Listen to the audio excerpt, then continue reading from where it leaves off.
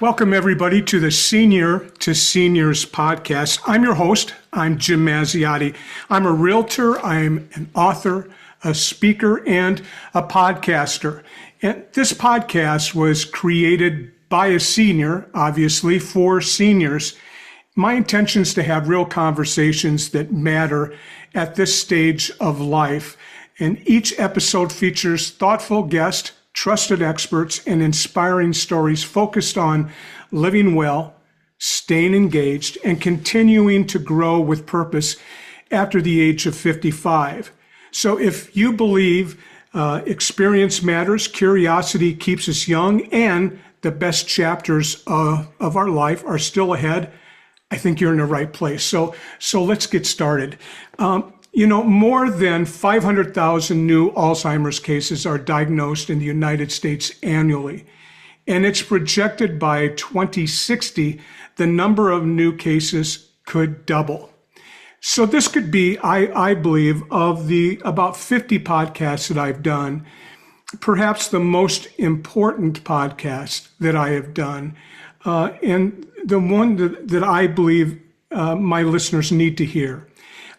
Today, I'm honored to welcome a truly remarkable guest, Samuel A. Simon, and from this point out, I'll call him Sam, is a storyteller, advocate, playwright, and now author whose life and work challenge the world to see Alzheimer's not as a silent fade or a tragedy to be feared, but as an invitation to live with intention, purpose, and with dignity. Simon grew up in El Paso, Texas, not too far down the road from where I am in Dallas. He graduated from El Paso High School and went on to graduate from the University of Texas, El Paso, received his law degree from the University of Texas Law School in Austin. Sam's journey spans decades of bold work and reinvention. He began his career as a lawyer in Washington, D.C., serving with Ralph Nader's First Advocacy Group and building a lifetime commitment to justice and social change. And I'm sure we've all heard, especially seniors, of Ralph Nader. For 25 years, he led a public affairs firm, shaped discourse and policy, and appeared on national platforms since like Face the Nation, the Oprah Winfrey Show, Good Morning America, the Phil Donahue Show, and national media like the New York Times and the Washington Post. But life had another stage set for him, one far more personal and profound. In 2018, Sam began experiencing memory challenge that would eventually lead in 2021 to a diagnosis of early stage Alzheimer's disease. Rather than retreat into fear or silence, he transformed his experience into Dementia Man, an existential journey, a memoir rooted in his award-winning one-man theatrical work that brings audience and now readers into the heart of what it means to face cognitive decline with honesty, with humor, with courage, and existential curiosity. I found what makes Sam's story so powerful isn't that he's living with Alzheimer's, it's that he uses his voice to reshape the narrative around this disease, to call out the shortcomings of a medical system ill-prepared for the humanity of the journey, and to show that even as the brain changes, meaning and connection can flourish. His play premiered in Washington, D.C., won the 2023 Dementia Arts Impact Award, and continues to resonate with audiences across the country. In Dementia Man, Sam invites readers into his existential journey, a story of refusing to fade quietly, of revisiting pivotal moments in life, and of choosing to live fully, even as the disease tests every part of his being. It's an urgent, essential contribution to how we think about Alzheimer's, not just as a diagnosis, but as a shared human experience that it demands empathy, dignity, and it demands deeper understanding. Sam lives in McLean, Virginia, with his wife, Susan, who he refers to as his cognitive navigator and love partner. And together, they navigate life in community, creativity, and fierce love. Today, he's here to share with us how Dementia Man came to be, the challenges, the insights, and the deep humanity at the core of his work. And I want you to know how I found Sam. Sam and I have a mutual acquaintance. When Sam wrote his book, Dementia Man, he worked with a writing coach by the name of Lyndon Gross. And Lyndon Gross of One Stop Writing Shop is in Bend, Oregon, where I lived for 20 years before coming to Texas, and who I used as my writing coach as well. I learned of Sam by reading a social media post from Lyndon, quite out of the blue. And I knew when I read it, I had to contact him. I had to get a hold of Sam so we could have this discussion and so we could have a conversation that I think's just so important. And Sam, I know that was a long, long introduction. You are far more important than what I would say, but I wanted the readers and listeners, I wanted them to be able to understand who you are and where you come from and why I invited you to be here. So, Jim, thank you so much. I was sitting here thinking, how do I record this and get it put up everywhere in the world? Now, I think that's very, very generous. And you should know that I had Lyndon as my guest on my podcast 2 weeks ago. Yeah. Because, maybe as a transition into this conversation, this is not my first recent book. Actually, I've had some books earlier in my life when I did my other work, like something called Reverse the Charges, How to Save Money on Your Phone Bill. That was back when there was only one phone company and there was beginning to be competition in long distance. Anyway, Lyndon, I went through another existential moment. Maybe that's an explanation of how I got to this word. Because in 2002, Susan, my wife, now cognitive navigator, she's fine, but she was diagnosed with advanced breast cancer. And there was a moment in that journey when the doctors pulled me aside and said she wasn't going to make it. Yeah. And what's this lawyer, ran a company kind of guy doing? I did, and I had a thing in my life, and I recommend it to everybody, even you, Jim. Yeah. As old as you may be, even us seniors, how's that? Yeah. I took improv, theatrical improv. That's a different than comedic. Right. Lots of serendipitous things led me to a group out of New York. It's still around called Artistic New Directions, but there are plenty of places in most communities that you can go learn theatrical improv. It is the most important life tool I ever learned, period. Hard stop. Because it teaches you to engage the world with an open mind, not with judgment or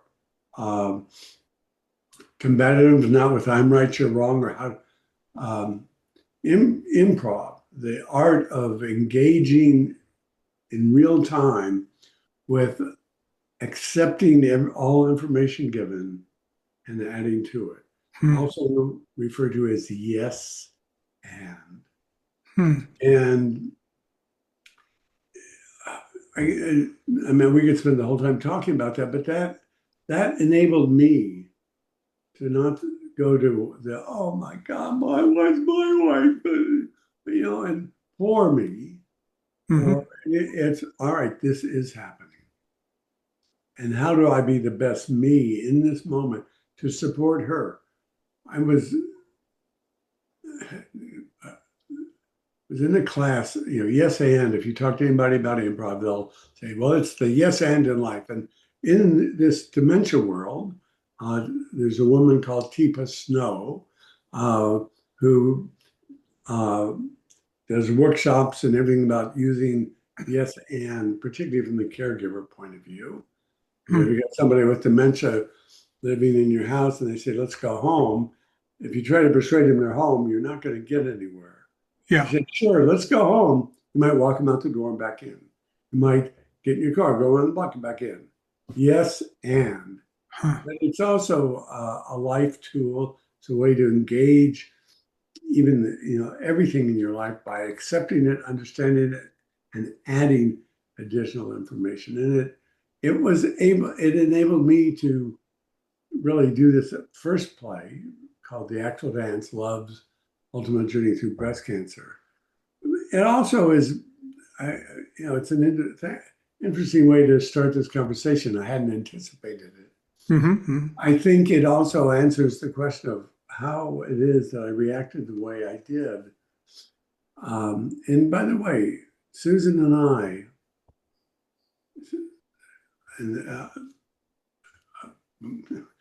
thinking about, should I say it now or later? Susan and I,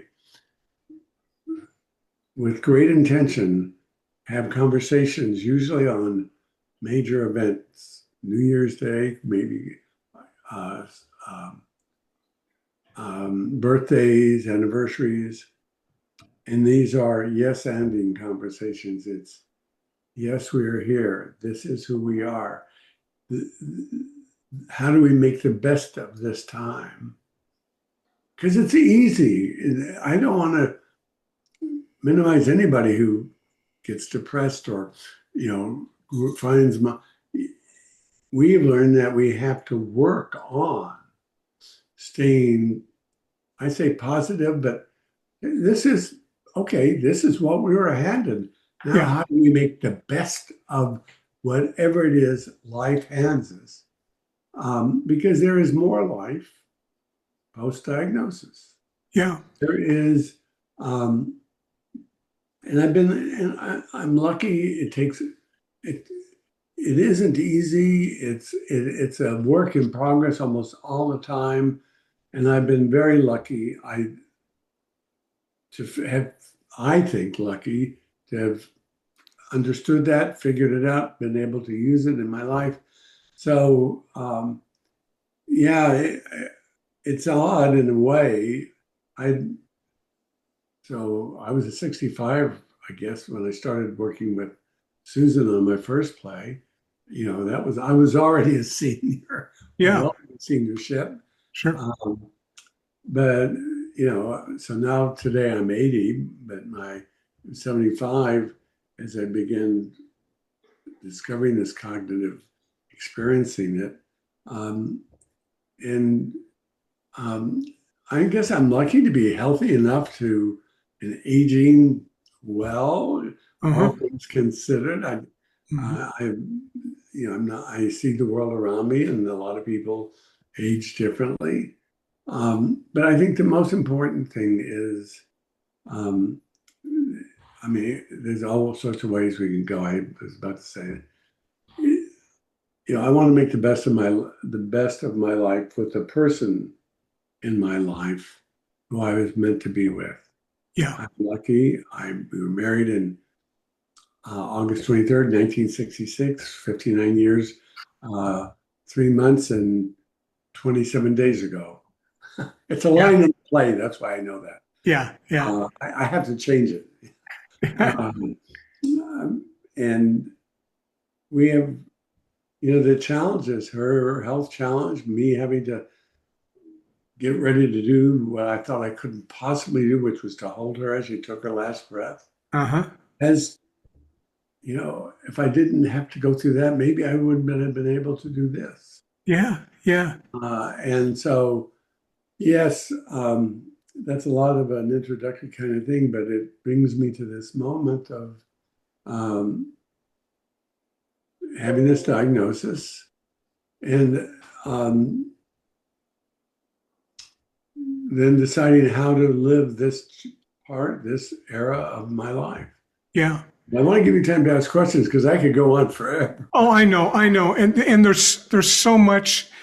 First of all, your book, which you have behind you so people can easily see it, so they can get on Amazon and they can order it. And I highly encourage that not only do you order the book and read the book, but once you do it, you give it to someone else who could benefit from reading that book. And maybe in this season, even considering gifting this book to somebody for Christmas.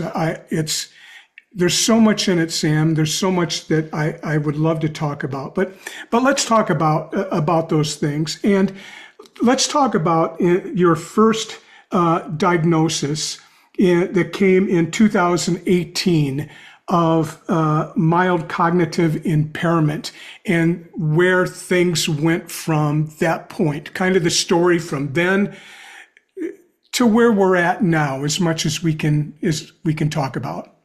So you know what? I love the way you're framing this because it's making me smile because I remember this may not be how you thought I was going to answer it, but both in the play and in the book, I was delighted to get the diagnosis. Yeah. Why? Because I didn't understand what was happening to me. I was frustrated. I was driving on the wrong side of the road until honks from every direction, then seeing the cars coming at me, and then I could do a U-turn. I did it once, and somebody said, and people were saying, and I would tell people, and I said, don't worry, I've done that too. Yeah, right. Then I did it again. And then, luckily, no, I didn't cause it. I don't know how I go. I can still remember those moments, though. And I'm sure other people may have do it. Sitting in the car, I was going to some meeting someplace. I think I was going to perform my other play. And I got lost and I was going a different way than I planned. I think we were still using maps back then. Yeah, yeah. And, but I just it was a familiar area. I turned right, pull across. If you live in the DC area, it was near Union Station in the old post office. Been there before. I'm sitting at the red light. It's interesting that the lights, I still think were facing me red. And until the honking started, I didn't realize I was looking at a series of headlights across the intersection facing me. I was in the wrong side of the road again. Again, a quick U-turn. Luckily, I didn't cause it. But those moments finally moved me. I didn't know I was going. I finally get to a neurologist, and part of what I was set to do was to see a neuropsychologist for that 5-hour neuropsychological exam. And when I came in to get the results, and he said, I never heard of mild cognitive impairment. I was just delighted that there was something wrong with me. There was an explanation for what was going on. I didn't know what the long term meant. I still was going to have another meeting with my neurologist, but to realize that there was a cause to my confusion and forgetfulness and thing, which I just think of as an odd reaction, but it was. I also have another one of these life phrases. Maybe you do too. It's, "I'm not from Mars." What does that mean? It means if I think something, probably other people do too. If I'm experiencing, I have, and I think other people can too. Get, this is just me. Nobody else has ever had this, or Yeah. So anyway, it was part of. So I'm actually being told that I had a reason for what was going on. Actually, maybe it was a relief. Now, at the time, okay, now there is a diagnosis. Mm-hmm. There's got to be a cure, right? Sure. And it shows how little I know about it. Yeah, there's a pill. There's a magic pill, right? There's got to be exactly magic pill. So also, my wife had a little bit about that's just you, Sam. I know this is true for many folks, because when I first mentioned, complained to my internist, "Oh, Sam, you're just an overeducated man overreacting to normal aging." Mm-hmm. Don't worry. Mm-hmm. Then I had a phenomena. It's in the book, and it sort of dominates the play my experience. And that was is I was experiencing. God, I'm trying to think of how to talk about it right now, but I was experiencing disappearing. What does that mean? I would try to remember something. Mm-hmm. Like, okay, the word is the word is the word. And there would be a moment in that moment, I began, and I do this because it is, you're facing me to my right. There would be this, I would move off, I would disappear and begin floating in infinity, looking for the words and the things that I floated into. And it was like outer space, like Mm-hmm. that white ring for a black holes over there. What's that? And then I'd wake up. And the first time you just dismiss it, and the second time, then I didn't know how to talk about it, what to say to anybody, but it was real to me. Sure. And when I told my internist of those experiences, that's when he said, "You better see a neurologist." So, Sam, is this what you described as the nothingness? Yeah, the nothingness play. I eventually give it a formal name, TNP, the nothingness place. I am on medicine that has taken it away. It isn't that clear from the book. I, on the other hand, it's like it could happen at any moment. Uh-huh. Uh, the medicine is sort of what's for the moment holding it off. Uh-huh. Um, at least that's my sense of it. That there are moments where you can feel like you're about to, what is it? It's not falling down. It's just begin floating in outer space. Just You know, fading off. Just but you're not even fading because I can tell. It's almost I can see myself doing it and looking around in this. I wonder still. I don't know that if I ever become the person with that blank face, sitting down, just staring into the sky, if this activity isn't going on back there behind it all. mhm. I don't know, and I don't know if that is. I do wonder. When I speculate both in the play and that one day this Sam me will disappear and someone else will occupy this body. Yes. Now, I And emphasize, I want to say it, I say it that way because someone else will occupy the body, not something else. someone else, I yeah. will still be human. So, Sam, is that, the in your book you have poems that you've written. Is that particular feeling the psalm that you wrote, Sam's psalm? Yes. Do you mind if I read it?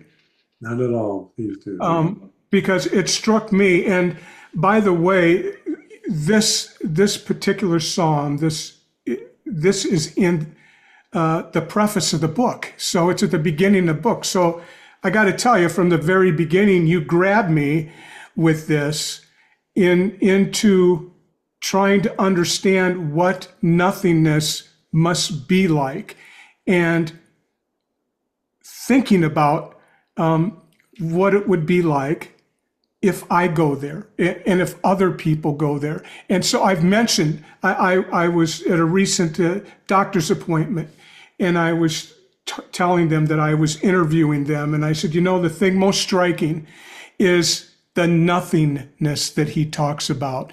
And, we all have fears, right? And boy, that made me think about, it's a fear for thinking about going to a nothing. So let me read this. I think it's beautifully done, and I think maybe sets up the rest of our conversation. This is called Sam's Psalm. I walk in the valley of nothingness. No light, no sound, no smell, no taste, no feeling. Infinity has come for me. Alone in nothing, I am left to wonder Am I dead or not? Then a tiny spark of light, an existential moment in the night, I transform into a new being. This is how it is and always will be. A different table is set before me. Still, I'm filled with all I need. I lack nothing. You who see the change, do not cry. Your eyes belie the truth. I am not afraid, and I am not alone.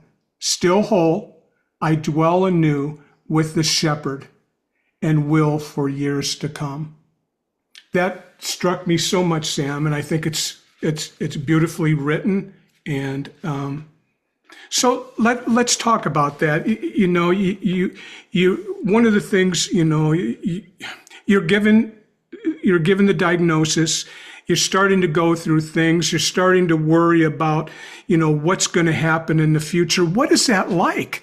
What has this journey been like since the first diagnosis in 2018, and then the diagnosis, I believe, in 2021, where the diagnosis changed from mild cognitive impairment to dementia? Is that correct? Do I have the word right? No, it was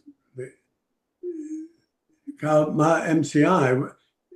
It turned out we discovered what's causing it, and that was the diagnosis of Alzheimer's. Alzheimer's is a disease. It'll be a bit of a sidestep here, but I don't like the word dementia. Dementia I know you do.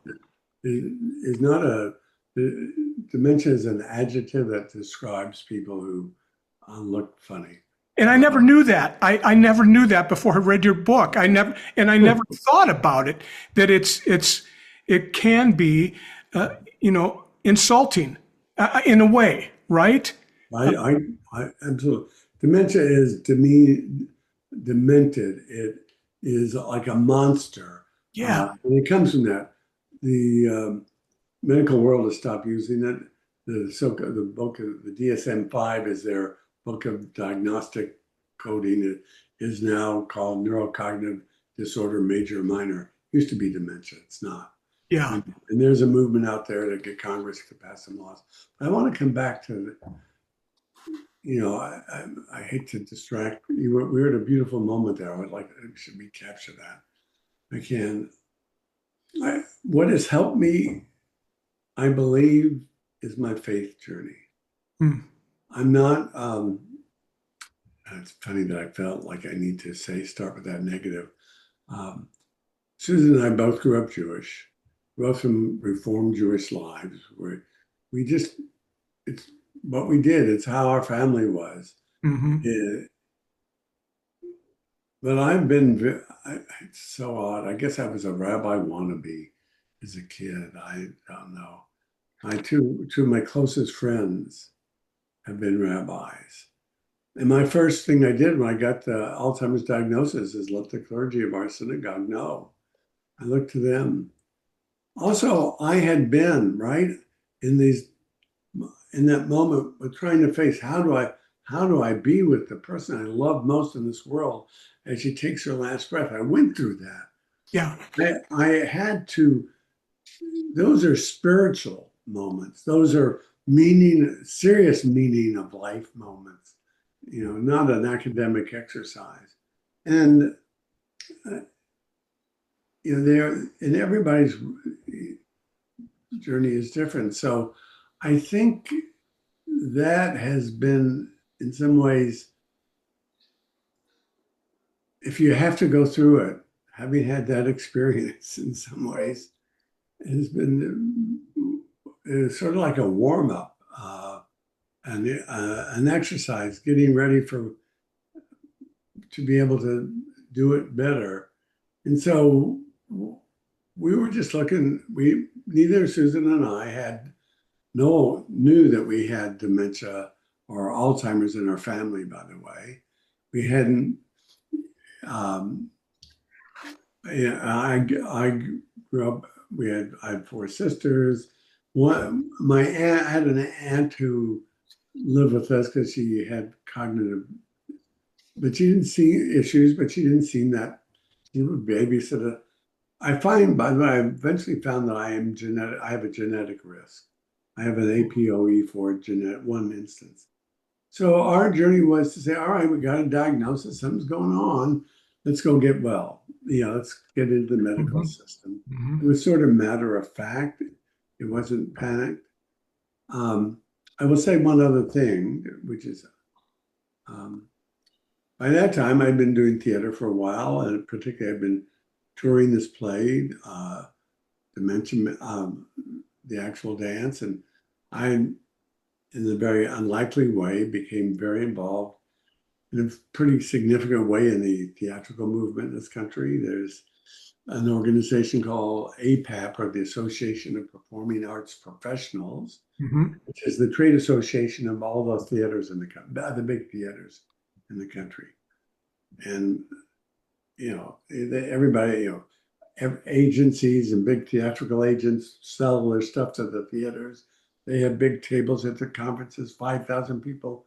I'm like this, teardrop in the ocean. But they know me. That's because of my troublemaking. But I've been going there every year then for about 4 years or so.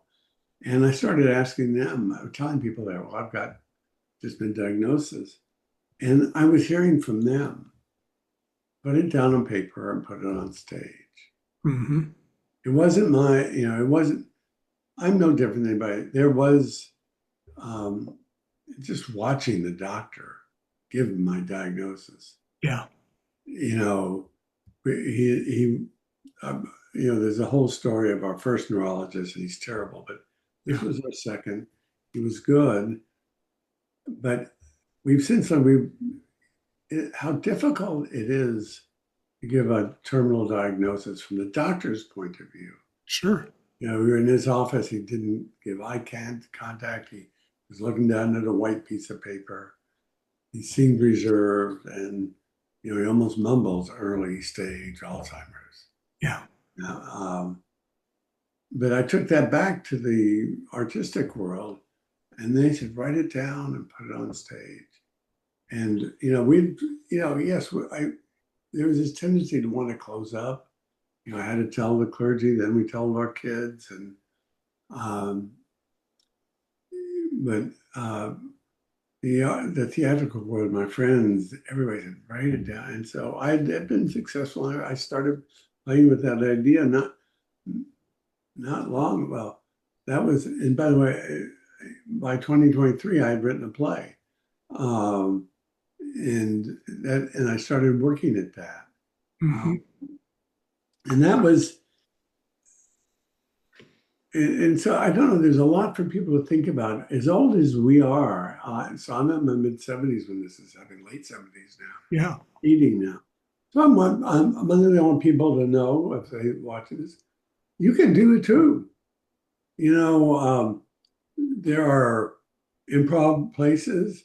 Like, I'm all open to this. It hadn't happened yet, but if you're somebody going through this or has this and are interested in maybe trying to do an online workshop, go to dementiaman.com, send me an email, sign up for our list. Maybe we can do some online work on it. Sure. I performed, it was interesting at Los Alamos, and I just love how life like this works out. The woman who was running the Los Alamos senior centers, I was her first boss like 40 years earlier. And she heard about what was happening, and she ran the senior centers, had me out there. And so I performed one night, but the next day we had a writing class. Mhm. Write it, put it down. Anybody can write about their experience. Tell your own story. Sure. It gives you purpose. I mean, it leaves a legacy too. Whatever you do is good. Yeah. And I think Sam, that's great advice for, the people listening to this, because so many seniors that I know that I'm meeting as I continue to age seem to be almost wandering without a sense of purpose. and they're looking for something, or maybe they're not. I'm not sure, but there's so many things that seniors can do, and of course, writing, journaling could be so important. Just a little journaling or verbally telling your story, recording that down. There are also some in my book, maybe not enough. I have a list of resources, and I don't know that I paid enough attention uh, because I haven't done it. There are these books, there's these organizations that tell your story to parents, to seniors, and then they help you preserve it. They'll send you a Q&A. Write this down, then they'll help edit and put it in the book, send us pictures about that. And those things are good. We haven't done that because I have two books and we live so out loud. Our oldest granddaughter is 22. We still may do it. I don't know. But you can do that too. That's a way to preserve what's been important to you. How do you feel? Being able to verbalize this. And by the way, there are two sides, and I love our conversation, and it's going different directions. I do want to bring up there are two people in this disease. It's me and my wife. Yes.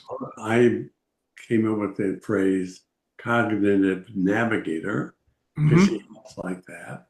Mm-hmm. But she's also my love partner. I learned from being with her that there are that your intimate partner have two roles. They're distinct.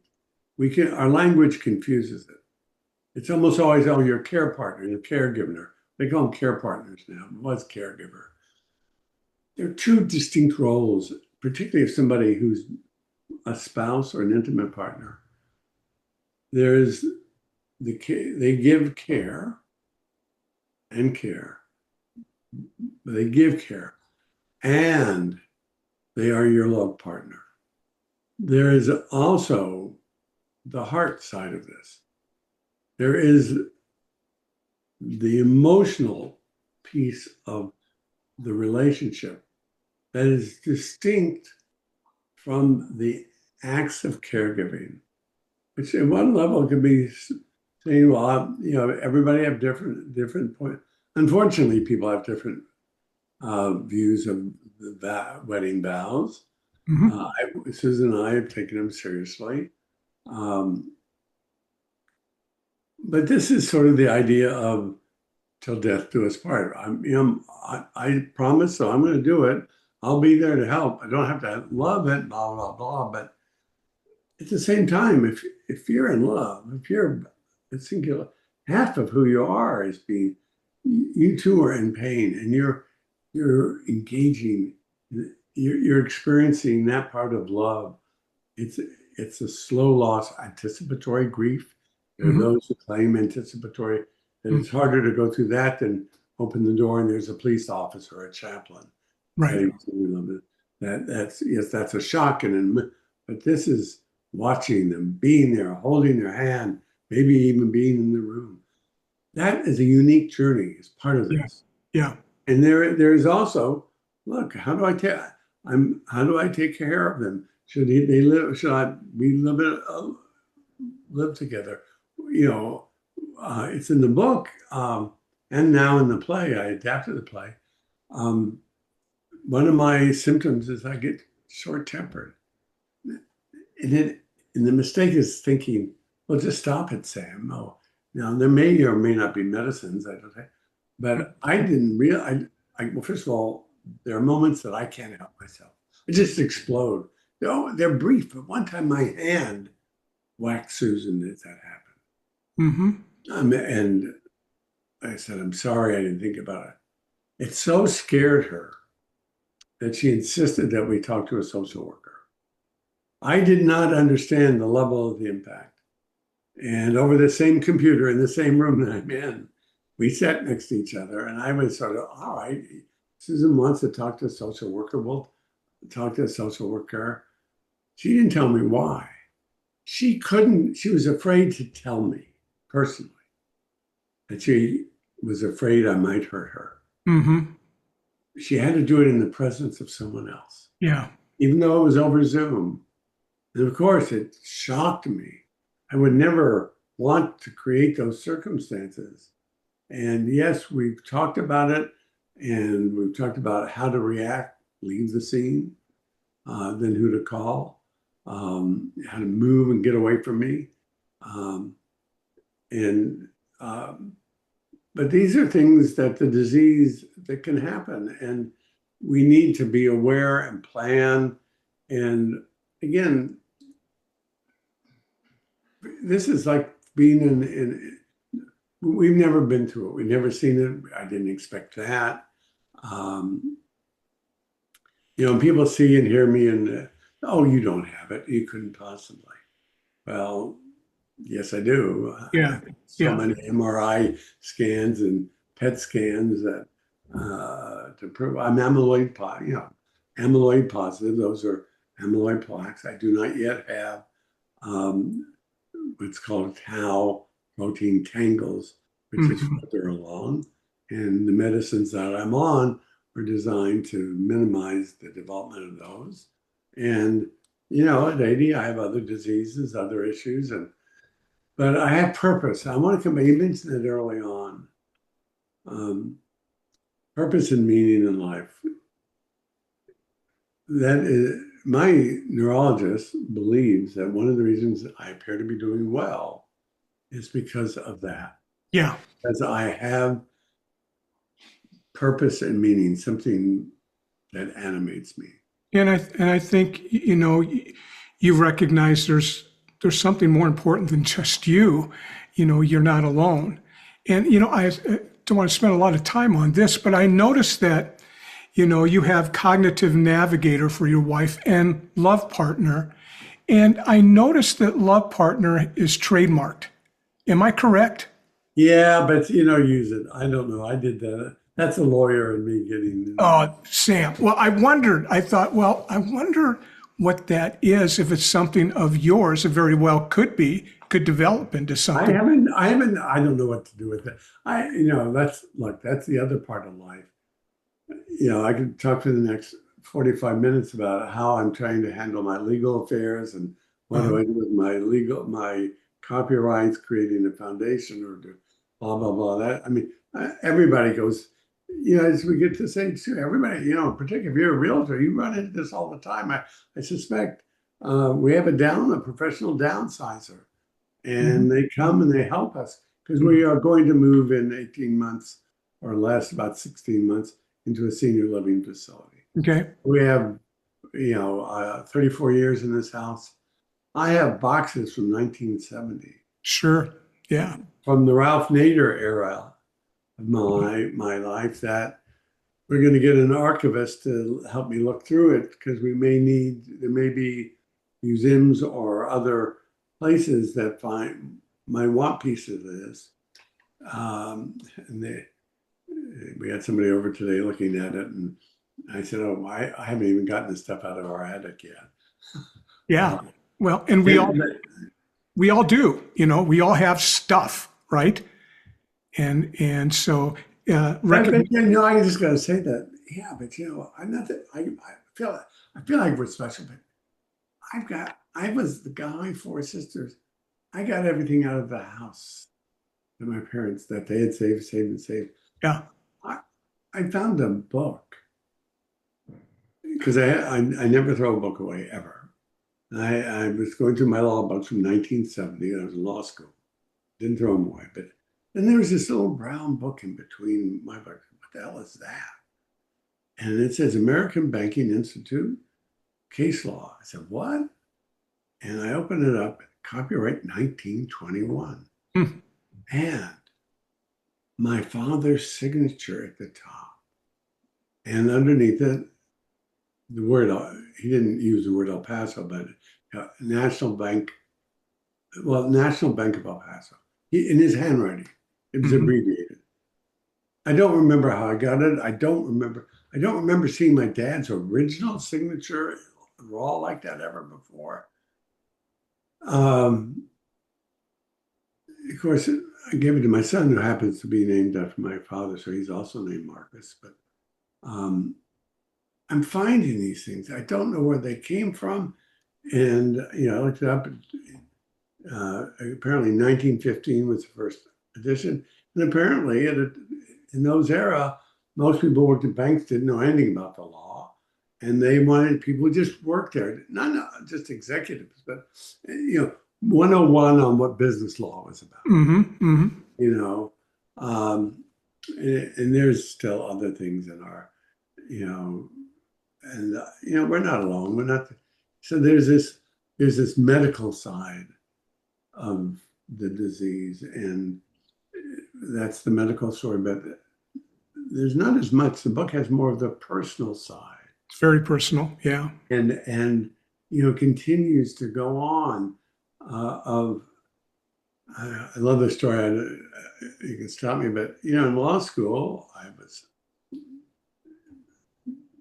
this is law school 1970. People remember Kent State.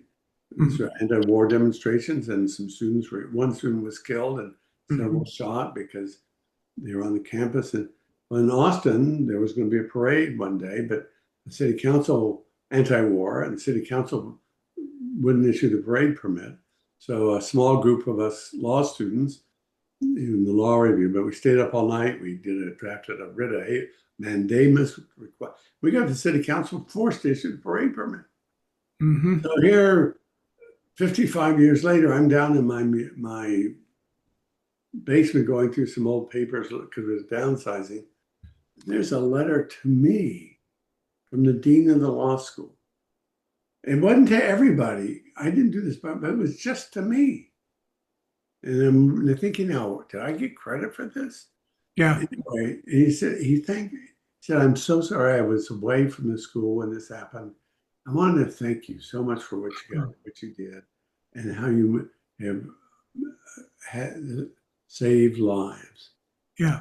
I Yeah. sent it to the law school and they put it in their archives. Sure. We And don't know what we have in our basement. yeah. We Well, know what your history is. and I think, that's probably the origin. You referred to yourself as a troublemaker. And so I think that there's some evidence of maybe, What is that? Is it? yeah, I wonder whether it's a genetic thing. yeah, I Because don't, it's a troublemaker gene. I don't know. Why? uh, Because this will get people to really buy the book.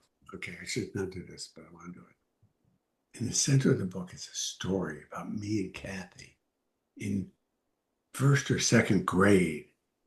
Kathy and Sam, we must have been 7 years old. I don't know. And we snuck off into the bathroom with each other, and we were boyfriend and girlfriend. And one day she says, "Come see my house, Sam." And I said, "But I don't have any money." And the school's out. This is not before we were in all day. School was over at 1 or noon. And she said, "Well, I have a bus ticket." She lived further away than I walked to it. There were 5 cents to ride the bus back then. You get on the bus, and she says, "He doesn't have a ticket, but I do. Can I give you half of mine?" And he lets us on the bus. Goes 4 miles or 3 miles. You get off the bus, walk across the street. "See, Sam, that's my house." Bye. now you had to get home. I walk home, and what do you think was in our driveway when I got home? Don't say it. It's in the book. People have to guess. They can probably imagine. There you go. It is in the book. I was I was being troublemaking even in the 4th grade, Oh, man. 3rd grade, whatever it was. So Sam, tell us, because we're coming down to the wire here. What's next for you? What do you see as being next for you in your life? Did make the decision to move into a senior living facility. We found it's going to be, it's interesting. My wife Susan had 2 professions. She has 2 master's degrees, but the only one in our family, among our children and me, don't have a PhD, but 2 masters. But anyway, she worked first as a school teacher, public schools, but she taught kids with disabilities. And then she retired early during a time where they needed teachers to retire, and then spent 14, 15 years working at a senior living facility. Obviously, in preparation for me, she was director of admissions. And anyway, somebody she had worked with is working for this company, a brand new facility being built near where we live. We're in McLean, Virginia. It's in Falls Church. My son is a public official, by the way. He's an elected official to the Virginia House of Delegates. We will move into his district for the first time, so we'll be able to vote for our son. Oh, yeah. It is time now. And this is, a lot of cohorts are doing this. We need to move get out of our own home. There is a lot of, by the way, there is a movement of living and dying in place. Sure. They're called villages movement. Mm-hmm. I've spoken to some of they're usually but not only, sometimes they're neighborhoods, but often in big apartment buildings. Yeah. So that you can live at home and that they provide some sort of ongoing care or help you get what you need. We've chosen to move into a newer senior living place. And so we're having that is early 2027. That's coming, and so that in performing and telling this story, I get so much meaning. The reaction I'm humbled by the reaction to the story, and it surprised me. By the way, this is the reason people should write their stories. I learn from what I write. Mm-hmm. It's so astounding. This is the second time I learned from telling my story things that I didn't understand before. And it is so amazing. One of the first things that I started hearing from people was that they had a mother or grandparent that they lived with that had dementia. Sorry, I'll use the word because people know it, but and they think they know a little bit better what was going on in their head. And they thank me for it. I could never have anticipated that. Yeah. There are people who are the care partners. I learned from the experience and listening at the caregiver journey, the care partner, love partner journey in this disease. Yeah. Is magnitudes of order more challenging than when I was having to do it. For my wife of then 34 years, it was hard, blah, blah, blah. But, Susan was always Susan. Mm-hmm. I was always caring for that person. Mm-hmm. It was hard. She had her eccentricities. She wouldn't allow anyone to cry in front of her. So we had to go down. But she didn't become someone else. Yeah. I have been in the room where someone whose husband had passed from cognitive disorder said, he wanted to live so badly, he would scoot out of the apartment on his bottom, but I'm so glad he's dead. Mm. And I don't want to judge that because I can get it. And these are things I've learned. But so we want to be in an environment. It's tiered environment. It's not one of these things, you get to this age. By the way, they're huge decisions. A lot of senior living places have what they call continuing life programs, where you sell your house and give them everything you got from your house. Yeah. It's a down payment. And then they promise you to take you into every level of care without charging you more and never kicking you out, even if all that money gets used up. Over 80, I don't anticipate. And that may work for some people. I have a sister who's done that. So, but we found a rental. They have, what was important to us, they have assisted and memory care. There you go. And Susan could live with me at each level. Yeah. We had initially planned on moving into an apartment near a senior living place with a memory care, thinking I would have to go into memory on my own. And she couldn't go with me. And now we're in a place that if I progress to where I need to be separated, she can also, as long as I'm not a danger to her. Oh, how fantastic is that? So, and there's a lot of doing. limiting that. But it's been a privilege. Thank you for having me. But it is a huge privilege to me to be able to do this. I do it with humility. And the fact that it has such impacts on people. Yeah. Um, I couldn't have anticipated. I don't know. I don't go in and do it with, I do think, I wish I'd known more earlier. I wish we were better prepared in some ways. And like I said, I never knew I had the genetic risk.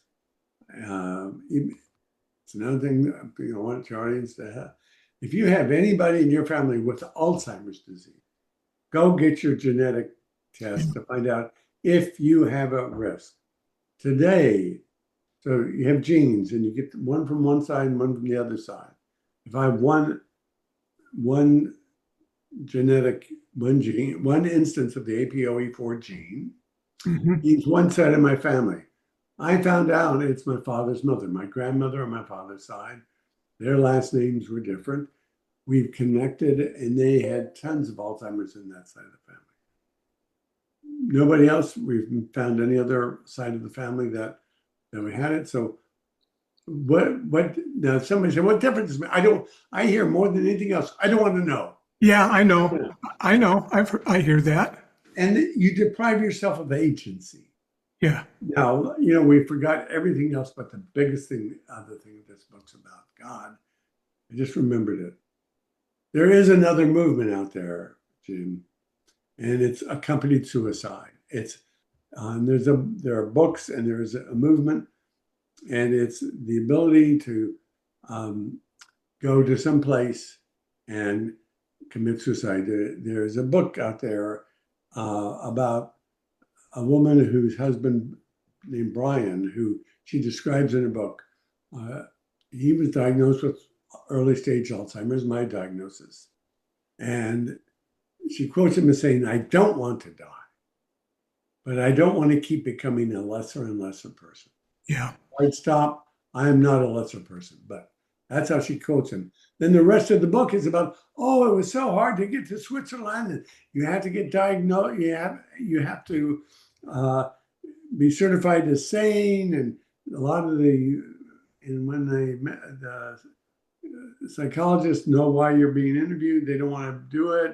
It was so hard. Then you go to Switzerland, you got to pay $10,000, and then you sit in a hotel room. The place is called Dignitas, and they give you a cup of poison, and Brian killed himself. Yeah. There is a movement that supports that. I'm a counter voice to that. Good.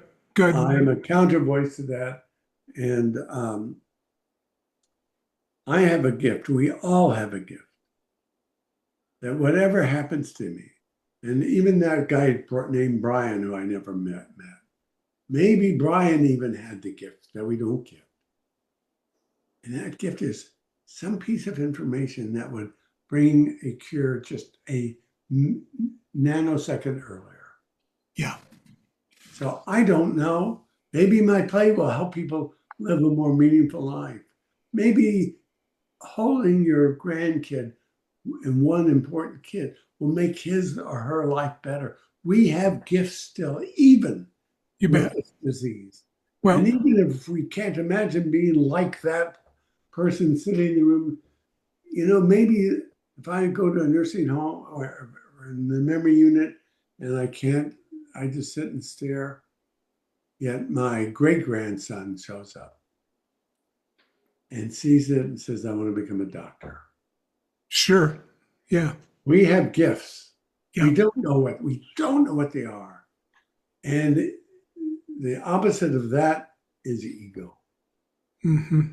And that ego is, I don't want to have to do that. I don't want to do this. Generosity of soul. And that's generosity of soul and spirit is taking this journey with as much grace and purpose as you can. Well, and you've told the story and are telling the story so well. In your book, you say, no matter what happens in the coming years, I will be the best of whatever I am that the world has ever seen. And I think that's exactly what you're talking about. And I have to give credit to the late Lynn Fielder. Lynn, my wife knew Lynn, had Parkinson's, advanced Parkinson's at 30.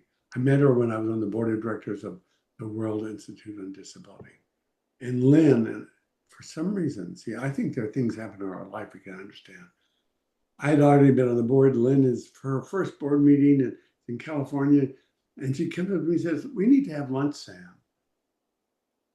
Why? I just met her. We went out for lunch.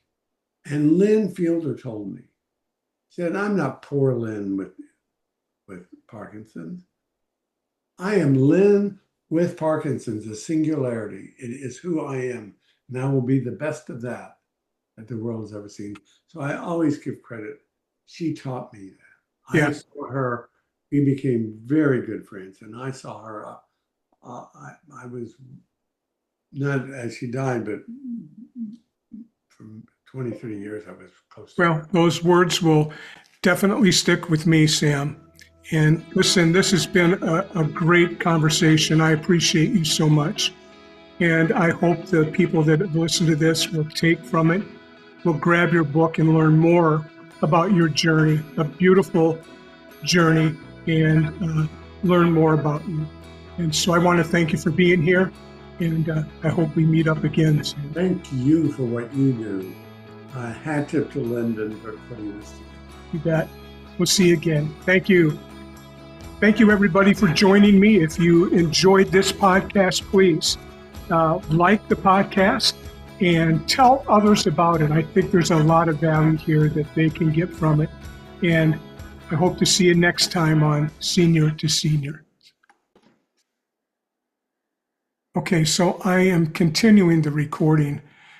We didn't have time, but I had asked Sam before we actually started if I could read the most dynamic of all the poems that he wrote. I want to read it to you. The poem's called Going Away.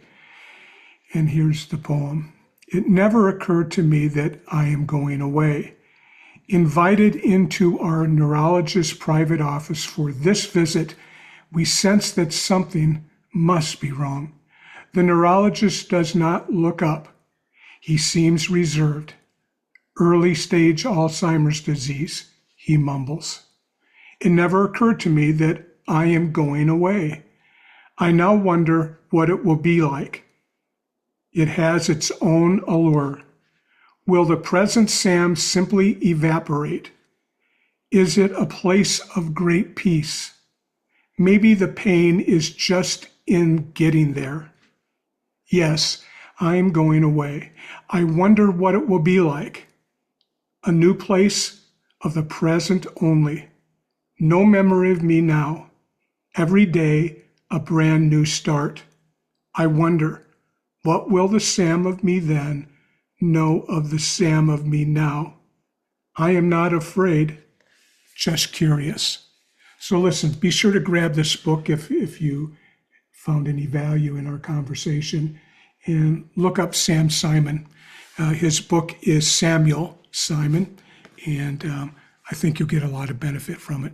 So again, thank you so much for joining me on Senior to Seniors. I enjoyed this. Have a great day.